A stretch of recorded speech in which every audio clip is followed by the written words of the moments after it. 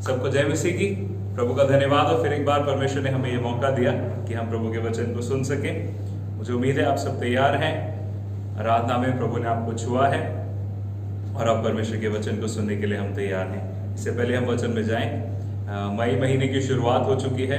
तो सबसे पहले मैं उन लोगों को जिनके जन्मदिन और सालगिरह इस महीने में है, उनको प्रभु की ओर से आशीष मांगना चाहता हूँ कि प्रभु आपको बहुत अच्छे आशीष दे, अनुग्रह करे और प्रभु की ओर से आपको इस साल में एक खास तोहफा मिले और वो ये हो कि परमेश्वर की नज़दीकी में आप बहुत और जल्दी और तेजी से दौड़ते जाएं और प्रभु के वचन के अनुसार अपनी जिंदगी को बनाते जाएं। हालेलुया। प्रभु का धन्यवाद हो इस पिछले हफ्ते के लिए। परमेश्वर ने हमें संभाला।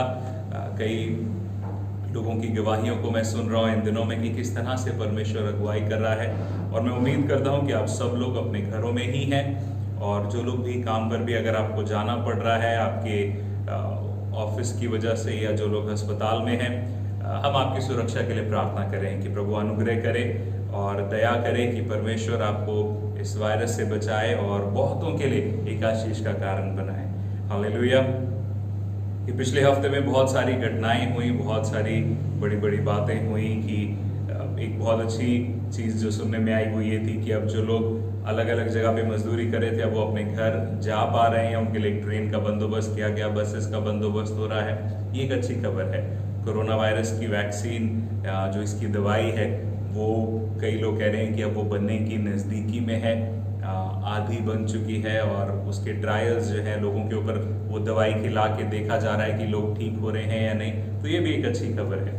कुछ बुरी खबरें भी हैं कि खास करके अमेरिका की तरफ से कि अमेरिका में लगभग 11 लाख लोग इस समय इस बीमारी से ग्रस्त हैं और 60,000 के लगभग, अगर मेरा आंकड़ा ठीक है तो 60,000 से ज़्यादा लोग इस बीमारी से अपनी जान खो चुके हैं। तो ज़रूरत है कि हम प्रार्थना करें अमेरिका के लिए, बहुत सारे और देशों के लिए हम प्रार्थना करें कि प्रभु अनुग्रह करे। और इस पिछले हफ्ते में एक और भी चीज़ हुई कि एक फिल्म एक्टर थे इरफान खान, उनकी मृत्यु हुई।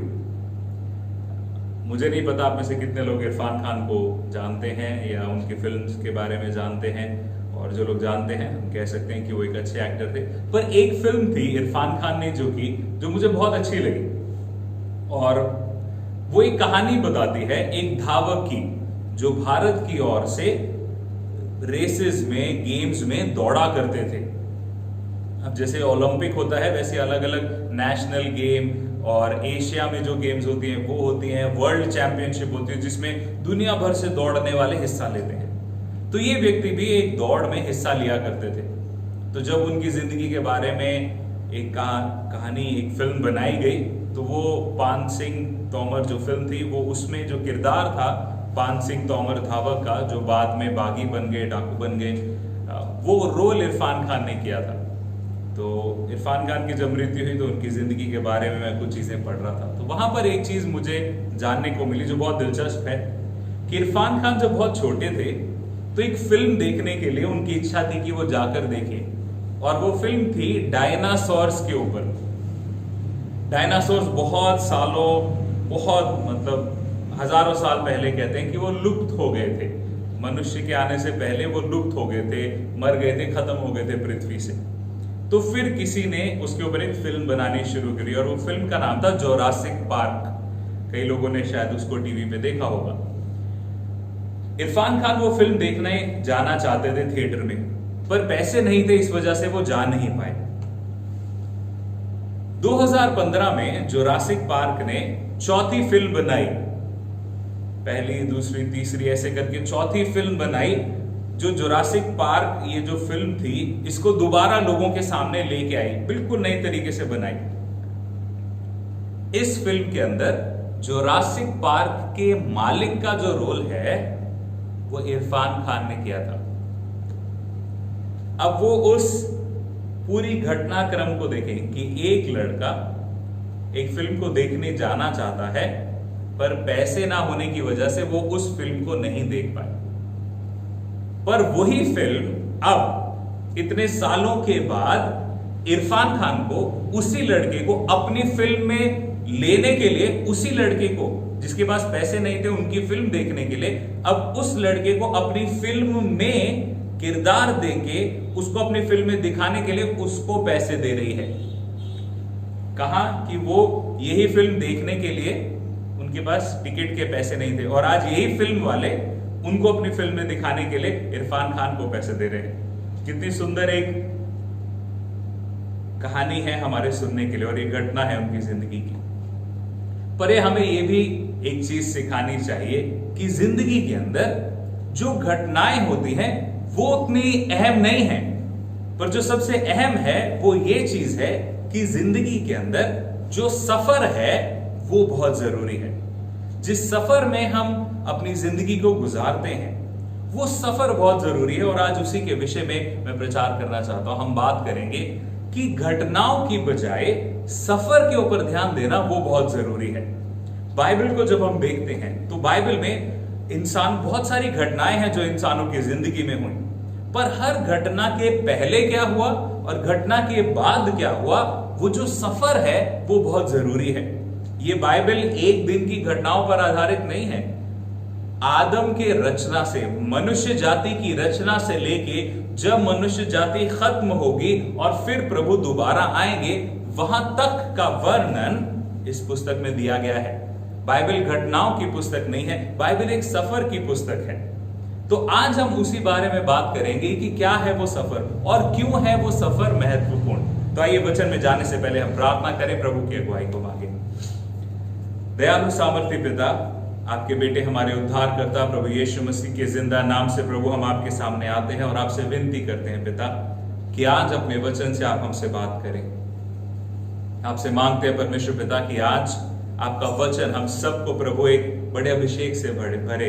प्रभु हम आपसे मांगते हैं खुदावन कि आज आपका वचन सुनने के द्वारा प्रभु हम सब आशीषित हों। हम प्रार्थना करते हैं प्रभु जी इन दिनों में आप हमें मजबूत करें, हम पे अनुग्रह करें, दया करें, अपने वचन में प्रभु आप हमें बढ़ाएं। आपसे मांगते हैं पिता परमेश्वर कि आज आपके वचन को बांटने के लिए प्रभु अभिषेक करें, दया करें, अपनी महिमा के लिए प्रभु जी इस्तेमाल करें। प्रार्थना करते हैं हम सबके कान खुले हों, हमारे हृदय खुले हों परमेश्वर पिता, ताकि आपका वचन हमारी जिंदगी में वो फल लेके आए जिसके लिए आपने ये वचन दिया है। सारी महिमा आपको देते हैं, धन्यवाद के साथ प्रार्थना प्रभु यीशु आपके जिंदा नाम से मांगते हैं, आमीन। 3 चीजें हैं जो जल्दी से मैं आपके साथ बांटना चाहता हूं कि ये जो सफर है वो क्यों जरूरी है। सबसे पहली चीज कि सफर हमें समझाता है, हमें मौका देता है कि हम परमेश्वर को अच्छे से समझ पाएं। सबसे पहली चीज ये जो सफर है, हम परमेश्वर के योजना को, परमेश्वर के अनुग्रह को, उसके प्यार को, उसके हृदय को अच्छे से समझ पाएं। देखिए, जब तक हम किसी के साथ समय नहीं बिताते तब तक हम उसको अच्छे से समझ नहीं सकते। कई लोग प्रभु में आते हैं, आए, आशीष पाई, चंगाई पाई और फिर वापस भागे। कई लोग प्रभु में आते हैं, बहुत मुश्किल परिस्थिति है, आके कई लोगों ने, मैं खुद इस बात की गवाही हूं कि कई लोगों ने आके कहा पास्टर जी हमारी जिंदगी तो बहुत बिल्कुल खत्म हो गई, अब कुछ नहीं बचा पास्टर जी, कुछ नहीं है, अब क्या, हमने तो हर जगह सब कुछ कोशिश कर ली, क्या परमेश्वर कुछ कर सकता है। हमने प्रार्थना करी, कलीसिया ने मिलकर प्रार्थना करी, प्रभु ने अनुग्रह किया, वो परिस्थिति बदल गई। पर जब परिस्थिति बदली तो जिसकी परिस्थिति बदली थी वो आदमी, वो औरत, वो परिवार भी बदल गए। कई लोग इतने ग्रस्त होते हैं बीमारी से, जब डॉक्टर जवाब दे देते हैं फिर प्रभु से मांगते हैं, हाँ प्रभु चंगा कर दे, प्रभु चंगा कर देता है, और जब चंगे हो गए तो बहुत धन्यवाद करेंगे, कलीसिया में आके गवाही देंगे, अरे प्रभु ने ये कर दिया, ऐसा कर दिया, मैं तो वो कोई नहीं है, सिर्फ यीशु मसीह ही है। Very good. पर 2 हफ्ते के बाद वो व्यक्ति नहीं आता चर्च में, 3 हफ्ते के बाद, 4 हफ्ते के बाद, 1 महीने के बाद, 2 महीने के बाद जब आप उन्हें फोन करते हैं तो वही व्यक्ति जो बहुत ही पास्टर जी कलीसिया के लोगों को कहते हैं नहीं ब्रदर मेरे लिए प्रार्थना करें, फिर वही फोन काटने लग जाते हैं, फिर वही फोन नहीं उठाते। अब इसमें कलीसिया का नुकसान नहीं है, नुकसान किसका है? आपका है, मेरा है। अगर हम प्रभु के पास आकर उसको जाने नहीं, उसको समझे नहीं, तो उसमें नुकसान कलीसिया का नहीं है, उसमें नुकसान हमारा है। कुछ साल पहले मैं चेन्नई में था और एक व्यक्ति एक रेस्टोरेंट के बाहर भीख मांग रहा था। मैंने उससे बात करी, पूछा कि आप यहाँ कैसे, जवान लड़का था। तो मैंने कहा आप यहाँ कैसे, तो उसने बोला कि मैं ट्रेन में आया था, मेरा सामान चोरी हो गया। उसकी हालत बहुत खराब थी। उसका नाम अली था। तो उसके लिए उसको कुछ पैसे दिए, उसको बोला कि क्या आप अपने घर जाना चाहते हैं, उसके लिए टिकट खरीदी। उसको हम लोग चर्च में लेके आए, उसको नहलाया धुलाया, बाल काटे, सवारा, कपड़े दिए और उसको तैयार करके उसको बोला कि आप अपने घर जाएं। उसकी टिकट खरीद के उसको दे दी।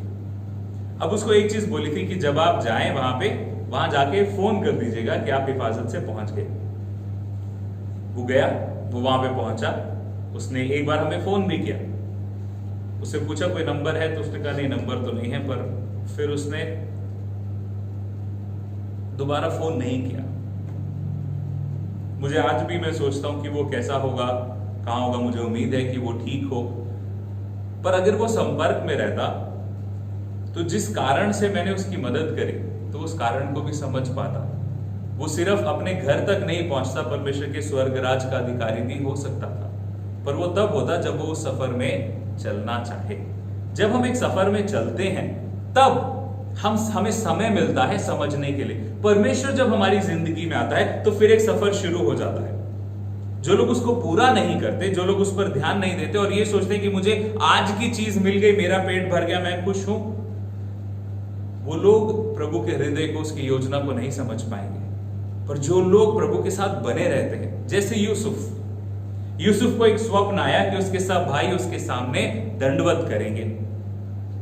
और उसके भाइयों को यह बात बहुत बुरी लगी, क्योंकि यूसुफ 12 भाइयों में 10 से छोटा था, सिर्फ एक से बड़ा था। 11वें नंबर पे था यूसुफ। उसके भाइयों ने उसे गड्ढे में डाल दिया कि इसको मार देंगे। पर फिर उसको मारा नहीं कि अरे हमारा खून है, इसको मारे क्यों। फिर उसको किसी दूसरे देश के लोगों को बेच दिया, जो उसको दूसरे देश में ले गए।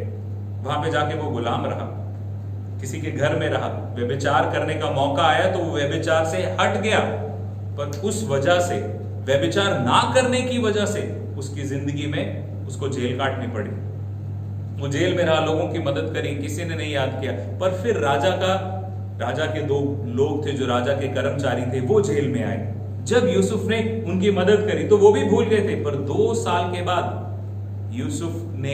जब यूसुफ को उन लोगों ने याद किया और फिर यूसुफ को वहां का अधिकारी बनाया गया। और फिर वही उसके भाई उसी देश में, जिस देश का अधिकारी यूसुफ को बनाया गया, वही लोग यूसुफ के पास आए दंडवत करके अनाज मांगने के लिए, क्योंकि पूरी दुनिया में अकाल पड़ा था। जब यूसुफ पूरी जिंदगी को देखेगा तब वो समझेगा कि परमेश्वर ने मेरी जिंदगी में क्या किया है।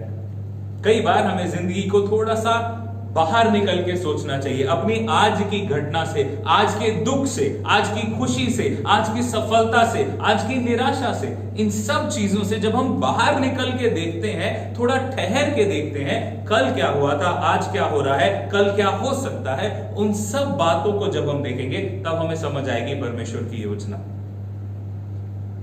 पौलुस की जिंदगी में हमने यही देखा कि वो प्रभु के विरोध में था। जो यीशु पर विश्वास करते थे उन्हें मारा करता था, पर प्रभु ने उसकी जिंदगी को ऐसा बदला कि उसने प्रभु के लिए बहुत आयत से दुख उठाया। पर यह ध्यान रखें, पौलुस ने प्रेरितों के काम 9 अध्याय में प्रभु यीशु मसीह का दर्शन पाया, प्रभु से मुलाकात करी। वो दमिश्क की सड़क पर जा रहा था और यीशु मसीह ने उससे मुलाकात करी। पौलुस देख नहीं पाया, फिर वो अंधा हो गया। और प्रभु ने कहा कि वहां दूसरी जगह जाएगा तो एक व्यक्ति आएगा और फिर वो तो तेरे लिए प्रार्थना करेगा, तेरी आंखें ठीक हो जाएंगी। उसकी आंखें ठीक हो गई। पर पौलुस ने, अगर आप पढ़े गलातियों उसका 1 अध्याय 18 वचन में बड़ी दिलचस्प बात लिखी है। गलातियों 1:18 में लिखा है कि पौलुस ने उद्धार पाने और जब प्रभु के बारे में बात करनी शुरू करी, उस समय से लेके जब वो प्रेरितों से मिला, उनके साथ बात करी, तब तक 3 साल लग गए। वो 3 साल के दौरान में कोई और नहीं है जो उसकी मदद कर रहा है विश्वास में बढ़ने के लिए, पर वो बढ़ता रहा। उसने जब प्रभु को थाम लिया तो वो अपनी घटना के ऊपर ही आधारित नहीं रहा, पर वो प्रभु के साथ चलने लग गया। यीशु मसीह जब इस दुनिया से जा रहे थे, उठाए जा रहे थे बादलों पर, तब उन्होंने उससे पहले अपने चेलों को एक आज्ञा दी कि जाओ सब जाति के लोगों को सुसमाचार सुनाओ और उन्हें पिता, पुत्र और पवित्र आत्मा के नाम से बपतिस्मा दो, और जो बातें मैंने तुम्हें बताई हैं, आज्ञा दी है, उन्हें मानना सिखाओ। बपतिस्मा हमारी जिंदगी में बहुत अहम आशीष है, पर बपतिस्मा हमारी कहानी का अंत नहीं होना चाहिए। बपतिस्मा जो है वो एक शुरुआत होनी चाहिए आप प्रभु के साथ आज्ञाकारिता में चलने के लिए। एक चीज ध्यान रखें कि ये जो सफर है उसमें अलग अलग दिन, अलग अलग परिस्थितियों में जब हम जाएंगे तो परमेश्वर के हाथ को हम अलग अलग रीति से देखेंगे, और सिर्फ प्रभु की आशीषों को नहीं। कई लोग ये सोचते हैं मैं प्रभु में आ गया तो मुझे आशीषें मिलेंगी, नहीं, डांट भी मिलेगी, सजा भी मिलेगी, प्रार्थना का उत्तर भी प्रभु नहीं देगा, छोड़ देगा अकेले। क्यों पता है? क्योंकि परमेश्वर चाहता है कि हम सीखें। एक पुरानी मसीह गीत की किताब है एक, और उसमें एक बहुत पुराना मसीह गाना है, परम पिता की हम स्तुति गाएं, वो ही है जो बचाता हमें। उस गाने में एक चीज है, घोंसले को बार बार तोड़कर उसने चाहा कि सीखे हम उड़ना उससे। कई बार परमेश्वर घोंसले को थोड़ा हिला के, कुछ चिड़िया हैं जो नहीं निकलना चाहेंगी, वो घोंसले में ही बैठी रहना चाहेंगी। ये कोरोना वायरस ने बहुत लोगों के घोंसले को हिला दिया है। कुछ थे जो नहीं निकलना चाह रहे थे, पर प्रभु ने अब हिला दिया कि अब निकलो बाहर। जब घोंसला तोड़ा जाएगा तो ऐसा लगेगा अरे नहीं नहीं नहीं, परमेश्वर ने क्यों छोड़ दिया, प्रभु ने ऐसा कैसे कर दिया, और कई लोग जो है वो पलट जाएंगे। नहीं नहीं नहीं, कुछ नहीं रखा, परमेश्वर कुछ नहीं करता, यीशु मसीह कुछ नहीं करता। पर जो लोग प्रभु के साथ बने रहेंगे, वो सिर्फ घटना पे नहीं पूरे सफर पे ध्यान देंगे, वो लोग ये समझ जाएंगे कि वो परमेश्वर जब उसने हमें तैयार कर दिया, उसको समझ में आ गया कि अब हमारे पंख फैलने के लायक हो गए हैं, उसने हमें इतना खिला के मजबूत कर दिया है कि हम पंख फैला के उड़ सके, तब वो हमें घोंसले से गिराएगा। पर ये बात सिर्फ वही लोग समझ सकते हैं जो प्रभु के साथ निरंतर चलते हैं। अपनी जिंदगी में मैंने बहुत सारे उतार चढ़ाव देखे। जब से प्रभु को जाना, जब से बपतिस्मा लिया 2004 में, आज 16 साल हो गए, एक भी दिन ऐसा नहीं हुआ कि जब मुझे अपने निर्णय के ऊपर दुख हुआ हो कि क्यों मैंने यीशु को ग्रहण कर लिया। क्या प्रभु ने मेरी सारी प्रार्थनाओं को उत्तर दिया? नहीं दिया। अगर मैं ये देखूं कि प्रभु ने मेरी कितनी प्रार्थनाओं का उत्तर दिया और कितनी का नहीं दिया, तो जिन प्रार्थनाओं का उत्तर नहीं दिया वो बहुत ज्यादा है जी, बहुत ज्यादा है। जिनका उत्तर प्रभु ने नहीं दिया, पता है क्यों? क्योंकि मैं अपनी अकल से मांगता था, प्रभु ये दे दे, ऐसा कर दे, वैसा कर दे, प्रभु मुझे तो ये बनना है, प्रभु मुझे यहां जाना है, प्रभु ये चीज चाहिए। नहीं दिया प्रभु ने। पर जिन प्रार्थनाओं का उत्तर प्रभु ने दिया, उनकी वजह से आज मेरी जिंदगी मजबूती से खड़ी है। ये चीज ध्यान रखें मेरे प्रियो, जब हम सफर में हैं तभी हम परमेश्वर की योजना को, उसके हृदय को, उसके प्यार को सही रीति से समझ पाएंगे। तो प्रभु के साथ चलते रहे। दूसरी चीज जल्दी से हम देखेंगे कि ये जो सफर है महत्वपूर्ण क्यों है? क्योंकि सफर आपके और मेरे असली चरित्र को निकाल के दिखाता है। एक दिन में एक व्यक्ति किसी को नहीं समझ सकता, और ये बात सबसे अच्छे से वो लोग जानते हैं जो शादीशुदा है। किसी ने एक वीडियो बनाया था और उस वीडियो में वो दो चीजें दिखा रहे हैं। शादी की तस्वीर, जिस दिन उनकी शादी हो रही है उस दिन फोटोज खींचती है ना, तो वो वाली तस्वीर थी। और फिर शादी के 2 महीने बाद जब वही पति पत्नी घर पे आम नॉर्मल काम कर रहे हैं, सब्जी काट रहे हैं, तो वो जो 2 तस्वीरें हैं वो ऐसे हैं कि ये जो इतनी सुंदर लड़की, इतना हैंडसम लड़का लग रहा है, जब वो यहां पहुंचे, असल में वो मेकअप उतरा तो फिर वो शक्ल कुछ और थी। एक दिन के अंदर, एक पल में हम किसी को नहीं समझ पाते। प्रभु में जब लोग आते हैं या प्रभु के पास जब लोग आते हैं तो बहुत अच्छे दिखते हैं, बहुत समर्पित दिखते हैं, हम तो प्रभु के लिए बहुत कुछ कर देंगे। पर जब हम प्रभु के साथ कुछ समय चलते हैं, तब हमारा असली चरित्र जो है वो निकल के आता है। एक चीज ध्यान रखें, मुश्किल परिस्थितियों में, ध्यान से सुने, मुश्किल परिस्थितियों में असली चरित्र पता लगेगा। क्या जिंदगी हमेशा ठीक चलती है? नहीं। और खास करके आज इन दिनों में ये जो कोरोना वायरस की परिस्थिति आ गई है, इसकी वजह से बहुत सारी चीजें हमारी दुनिया में बदल गई हैं।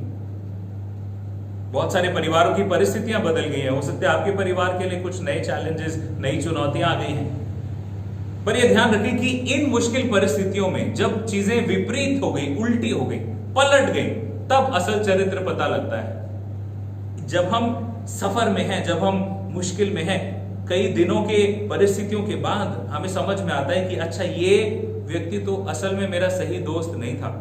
ये तो मेरे पास पैसा है या मेरे पास कुछ चीजें हैं इसलिए मेरे साथ है। वो उड़ाऊ पुत्र की कहानी हम पढ़ते हैं ना बार बार, लूका 15 अध्याय में। वो चला गया और दोस्तों के साथ वो सारा धन जो है उड़ा दिया। पर जब वो अकेला पड़ गया तो उसके साथ कौन था? कोई नहीं। अय्यूब की पत्नी, अय्यूब की पुस्तक जब हम पढ़ते हैं तो अय्यूब की पत्नी ने अय्यूब को क्या कहा? अय्यूब 2 अध्याय 9 और 10 वचन में उसने क्या कहा अय्यूब को? जब उसके पास धन था, जब उसका नाम था, तो अय्यूब की पत्नी उसके साथ थी। पर जब वही धन दौलत वो सब कुछ बिखर गया तो वही पत्नी ने उसको क्या कहा कि परमेश्वर की निंदा कर और यदि तू मरता है तो मर जा। कौन से परमेश्वर की निंदा कर? उसी परमेश्वर की जिसके नाम का प्रचार, जिसकी बातें, जिसकी गवाही लोग दिया करते थे। अरे अय्यूब को देखो, अय्यूब की जिंदगी को देखो। वो अय्यूब जो लोगों को परमेश्वर के बारे में बात किया करता था, धार्मिकता के साथ बना हुआ था और इतना अच्छी जिंदगी जी रहा था, इतनी अच्छी जिंदगी जी रहा था कि परमेश्वर ने उसके ऊपर कहा, उसके ऊपर दाव लगाकर, उसके ऊपर यह कहकर कि शैतान को कहा कि क्या तूने मेरे दास अय्यूब को देखा है, परखा है? जब अय्यूब को परखा गया, परमेश्वर ने कहा कि इसकी जिंदगी नहीं ले सकता तू, बाकी जो धन दौलत है वो सब ले ले। क्योंकि शैतान ने क्या कहा था कि जब इसके पास पैसा है, ये तो प्रभु तभी तेरी आराधना कर रहा है। मुझे नहीं पता हम में से कितने लोगों के ऊपर प्रभु ये बात कह सकता है। शैतान को कह दे कि इसका धन दौलत ले ले, ये फिर भी मेरा बना रहेगा। मुझे नहीं पता ऐसे कितने हैं, कम हैं ऐसे लोग। खैर, जब अय्यूब का सब कुछ चला गया तो उसकी पत्नी ने भी उसको यही कहा कि प्रभु को छोड़ दे। जब मुश्किल परिस्थिति आई तब उसको यह समझ में आया अय्यूब को कि ये जो पत्नी है इसने कभी भी परमेश्वर को, देखिए उस घर में प्रभु की शायद बात होती होगी, क्योंकि अय्यूब तो वही परमेश्वर से इतना प्यार करता है कि प्रभु ने सब कुछ ले लिया तो भी उसने ये कहा कि प्रभु ने दिया, प्रभु ने लिया, प्रभु का नाम महिमा पाए। और जब उसकी पत्नी ने भी कहा, ये देखिए परिस्थिति के अंदर ही ये जो दुख का सफर है, सफर में ये जो दुख आया है, इस समय में सही चरित्र पता लग रहा है। एक ही घर में रहने वाले 2 लोगों का, अय्यूब और उसकी पत्नी। जब दुख आया तो उसकी पत्नी ने क्या कहा कि प्रभु की निंदा कर दे, और वहीं पर अय्यूब ने कहा कि तू एक मूर्ख, निर्बुद्धि स्त्री की तरह बात कर रही है। क्या हम प्रभु से सिर्फ अच्छी चीजें लें और बुरी चीजें ग्रहण ना करें अगर वो दे रहा है तो? सफर जो है वो असल चरित्र को निकाल के दिखाएगा। यहूदा इस्करियोती यीशु के साथ था, यीशु के चमत्कारों को देखा, सब कुछ किया, पर जब यीशु ने कहा कि अब मुझे पकड़वाया जाना है, उसने कहा अरे अगर ये पकड़वाया जाएगा तो इसके साथ चलने की जो आशीषें हैं वो शायद खत्म हो जाएंगी, तो फिर नुकसान हो जाएगा। इससे अच्छा मैं अपने लिए कोई और इंतजाम कर लूं। सफर इसलिए भी जरूरी है कि वो हमारे चरित्र को दिखाता है। जब इस्राएल से लोग निकले तो लगभग 6 लाख लोग थे, पर कितने पहुंचे?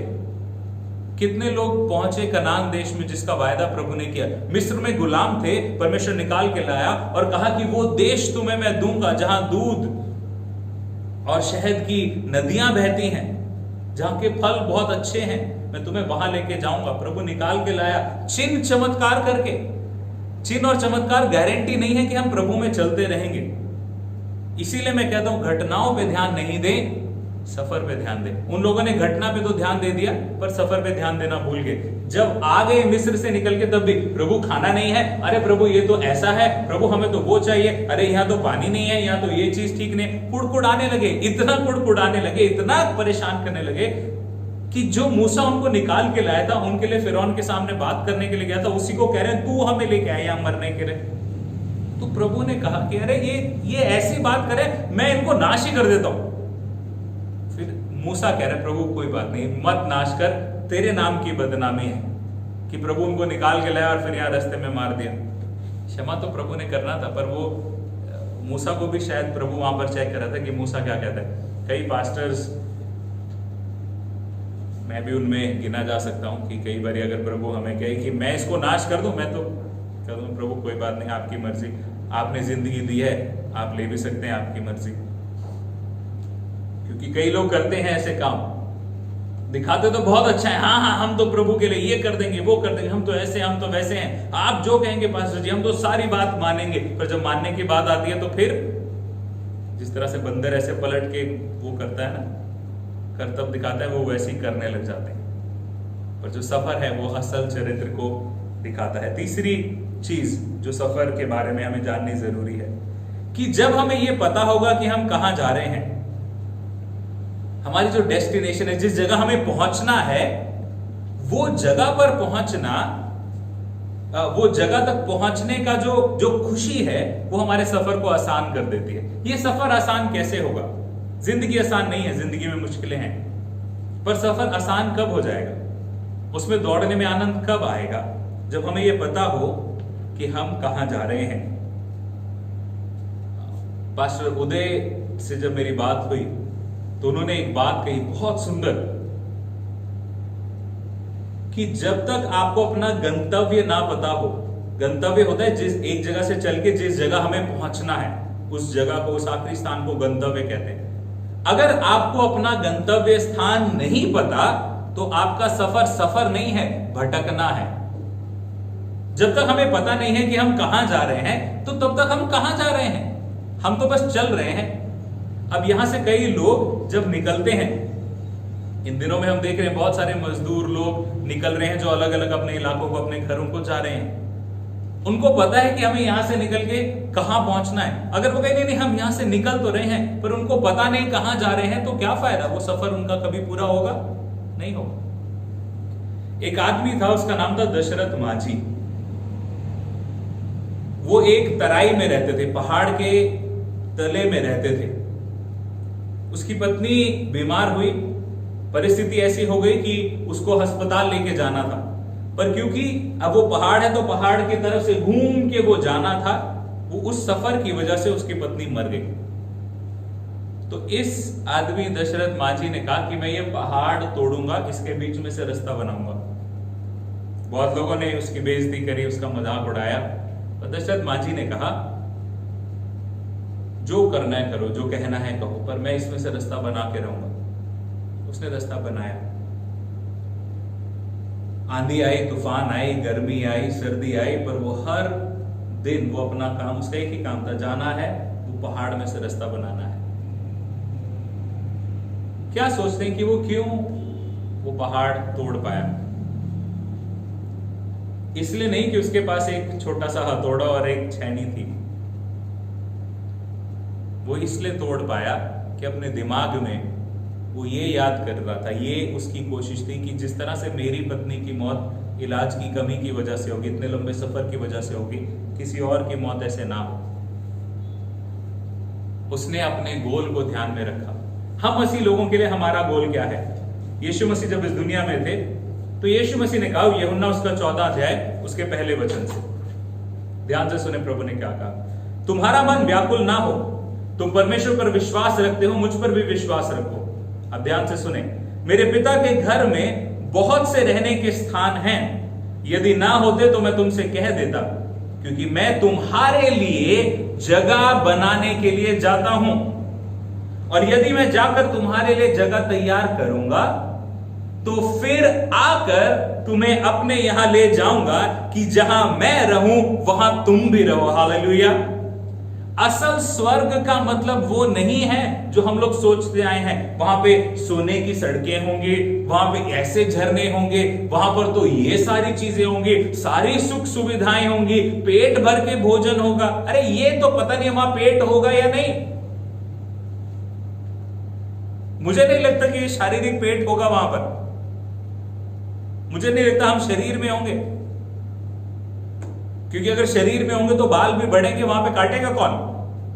और स्वर्ग में से काटेंगे तो सब नीचे जमीन पे गिरेंगे।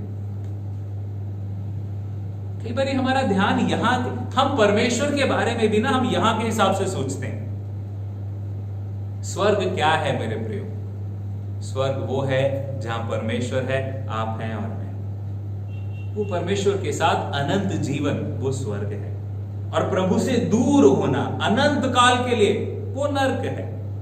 वहां पर दुख है, वो कढ़ाई, वो जलती हुई कढ़ाई, वो सब चीजें मुझे नहीं पता, पर प्रभु के पास रहने का, स्वर्ग में रहने का, लोग इसलिए नर्क में दुखी नहीं होंगे कि वहां पे जलती हुई कढ़ाई है, पर वो इसलिए दुखी होंगे, खास करके वो जिनके पास आज मौका था प्रभु को जान लेने का, ग्रहण कर लेने का। यीशु मसीह ने सलीब पर अपनी जान देकर सबके लिए द्वार खोल दिया कि कोई भी जो भी विश्वास करे वो नाश ना हो। पर जिन लोगों ने, उनको सुसमाचार सुनाया गया, बताया गया, पापों से मन फिराओ, प्रभु के पीछे हो लो, प्रभु के साथ ईमानदारी से चलो, जिन लोगों के पास मौका था और वो नहीं चले और अब नर्क में है, वो और ज्यादा दुखी होंगे अपने गलत निर्णय की वजह से, वहां जलने की वजह से नहीं, गलत निर्णय की वजह से। आप और मैं इस सफर में आनंद से कैसे इसको काटने पाएंगे जब हमें यह पता हो कि प्रभु ने हमें क्या वायदे की है। फिलिपियों उसका 4 अध्याय 19 और 20 वचन कहता है, और यदि मैं जाकर तुम्हारे लिए जगह तैयार करूं तो फिर आकर तुम्हें वहां ले जाऊंगा कि जहां मैं रहूं वहां तुम भी रहो। वो अपनी शक्ति के उस ये मैंने यूहन्ना उसका 4 अध्याय का, यूहन्ना 14 का 3 पढ़ा था, अब फिलिपियों उसका 4 अध्याय 19 वचन। वह अपनी शक्ति के उस प्रभाव के अनुसार जिसके द्वारा वह सब वस्तुओं को अपने वश में कर सकता है, हमारी दीनहीन देह का रूप बदलकर अपनी महिमा के दिन के अनुकूल बना देगा। जब प्रभु की महिमा का दिन आएगा तो आप और मैं, हम सब परमेश्वर के साथ जाने पाएंगे। मेरे प्रियो, हमारा गोल, हमारा गंतव्य है वहां जहां प्रभु की उपस्थिति है। ये जिंदगी का जो सफर है, इसको ये ध्यान रख के जीना है कि इसके अंत में वो परमेश्वर हमारे लिए इंतजार कर रहा है, उसके पास जाना है। जब हमें ये पता होगा कि हमें वो परमेश्वर के पास, और वहां पर हम, न्याय का दिन होगा वहां पर जैसा मैंने पिछले हफ्ते प्रचार किया था, किन चीजों से मसीह लोगों को नहीं डरना, उनमें ये भी है सबसे पहली चीज कि परमेश्वर के न्याय के दिन से हमें डर नहीं है, क्योंकि मसीह यीशु ने हमारे सारे पापों की सजा तो ले ली अपने ऊपर, और जितनों ने उसे ग्रहण किया, जितनों ने प्रभु यीशु मसीह को ग्रहण किया, उसने हमें परमेश्वर की संतान होने का अधिकार दिया। तो जब हम वहां जाएंगे, हम परमेश्वर की संतान बन के जाएंगे। एक चीज ध्यान रखें मेरे प्रिय, हमारी जिंदगी में जब हम जी रहे हैं तो हमारे सफर का अंत वैसा होना चाहिए जैसे पौलुस का था। पौलुस ने कहा, 2 तीमुथियुस 4 अध्याय 7 से 8 वचन, मैं अच्छी कुश्ती लड़ चुका हूं, मैंने अपनी दौड़ पूरी कर ली है, मैंने विश्वास की रखवाली की है। भविष्य में मेरे लिए धर्म का वो मुकुट रखा हुआ है जिसे प्रभु जो धर्मी और न्यायी है मुझे उस दिन देगा, और मुझे ही नहीं वरन उन सबको जो उसके प्रकट होने को प्रिय जानते हैं। हमें अगर ये याद है कि प्रभु हमारे लिए एक मुकुट को तैयार कर रहा है, जो कुछ हमने प्रभु के लिए किया उसका फल मिलेगा, तो तब हमारा ये जो सफर है ये और आसान हो जाएगा। तो 3 चीजें आज हमने सफर के बारे में सीखी। सबसे पहली चीज कि सफर जो है, वो जो यात्रा जो है, ये जो समय है पूरी जिंदगी प्रभु के साथ बिताने का, उसमें हम प्रभु के हृदय को, उसकी योजना को अपनी जिंदगी में अच्छे से समझ सकते हैं। दूसरी चीज, ये जो सफर है हमारे असली चरित्र को प्रकट करके दिखाता है। और तीसरी चीज कि परमेश्वर को जानना कि वो गंतव्य कहाँ है, हमें कहाँ पहुंचना है, उस गंतव्य को ध्यान रखना, उस लक्ष्य को याद रखें अगर हम, तो हमारा यहां से चलना वो और आसान हो जाएगा। आइए हम प्रार्थना करें। दयालु पिता, प्रभु यीशु के नाम से आपसे मांगते हैं प्रभु अपना अनुग्रह करें। जो कुछ आज आपके वचन में सीखा है प्रभु, कि हमें अपनी जिंदगी की घटनाओं पर नहीं, यात्रा पर ध्यान देना है, सफर पर ध्यान देना है।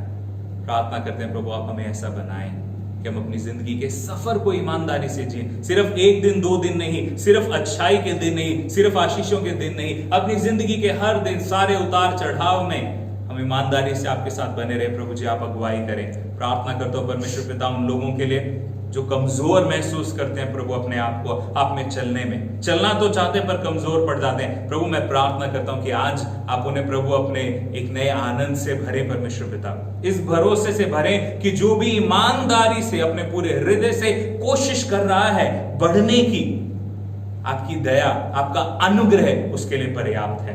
प्रार्थना करते हैं प्रभु हम सबको आप अपने वचन में ईमानदारी से बढ़ने की प्रभु आप आशीष दे, अगुवाई करें। प्रार्थना करते हैं प्रभु जी पूरी दुनिया भर के लिए परमेश्वर पिता, खास करके प्रभु जब अलग अलग जगह में कलीसियाएं अलग अलग रीति से लग रही है प्रभु, सब विश्वासियों पे अनुग्रह करें, आप सबको मजबूती से बढ़ने में मदद करें। और दुनिया भर में ये जो कोरोना वायरस फैला है, हम प्रार्थना करते हैं प्रभु फिर एक बार कि आप अनुग्रह करें प्रभु जी कि वो थम जाए। प्रार्थना करता हूं प्रभु जी जिनके पास इस समय में प्रभु कोई तंगी है, मुश्किल है, जरूरत है, अब्बा पिता आपसे प्रार्थना करते हैं, आप हमारे पिता हैं। जिस तरह से आकाश के पक्षियों, जंगल की घास की चिंता आप करते हैं, हमें विश्वास है आप हमारी भी चिंता करते हैं। हर एक चीज का आप इंतजाम करें, हम आप पर भरोसा रखते हैं, अपनी जिंदगी आपके चरणों में समर्पित करते हैं। धन्यवाद के साथ प्रार्थना मांगते हैं हमारे उद्धारकर्ता प्रभु यीशु मसीह के जिंदा नाम से, आमीन। आइए प्रभु की प्रार्थना हम सब मिलके करेंगे। हे हमारे पिता, तू जो आसमान में है, तेरा नाम पवित्र माना जाए, तेरा राज्य आए, तेरी इच्छा जैसे स्वर्ग में पूरी होती है वैसे ही पृथ्वी पर भी हो। हमारे दिन भर की रोटी आज हमें दे, और जिस प्रकार हमने अपने अपराधियों को क्षमा किया है वैसे तू भी हमारे अपराधों को क्षमा कर, और हमें परीक्षा में ना ला परंतु हर बुराई से बचा, क्योंकि राज्य, पराक्रम और महिमा सदा तेरे ही है, आमीन। पिता परमेश्वर का प्रेम, प्रभु यीशु मसीह का अनुग्रह और पवित्र आत्मा की सहभागिता अब से लेकर प्रभु यीशु मसीह के दूसरे आगमन तक हम सबों के साथ बनी रहे, आमीन। सबको जय मसीह की। एक दूसरे से मिले अपने परिवार में, प्रभु आप सबको बहुत आयत से आशीष दे।